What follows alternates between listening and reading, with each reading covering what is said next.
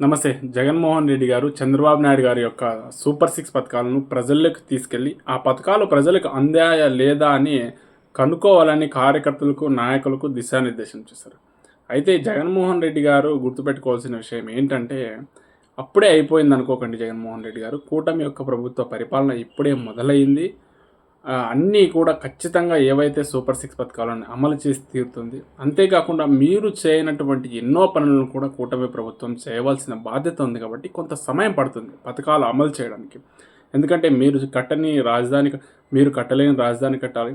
మీరు కట్టలేనటువంటి పోలవరం పూర్తి చేయాలి. మీరు వేయలేనటువంటి రోడ్లు వేయాలి. మీరు జీతాలు సరిగ్గా ఇవ్వలేకపోయారు. ఆ జీతాలు కూడా సక్రమంగా ఇస్తూ ప్రభుత్వాన్ని నడుపుతూ పథకాలు అమలు చేయాలన్నదే కూటమి ప్రభుత్వం యొక్క లక్ష్యం. అలా కాకుండా ఉన్న బలంగా ఉన్న సొమ్మంతా ప్రజలకు పనిచేసి దివాలా తీస్తే రేపొద్దున మీరే ప్రెస్ మీట్ పెట్టి మాట్లాడతారు. నేను పంచితే శ్రీలంక అన్నారు, చంద్రబాబు నాయుడు గారు పంచితే అమెరికా అవుతుందని. Thank you.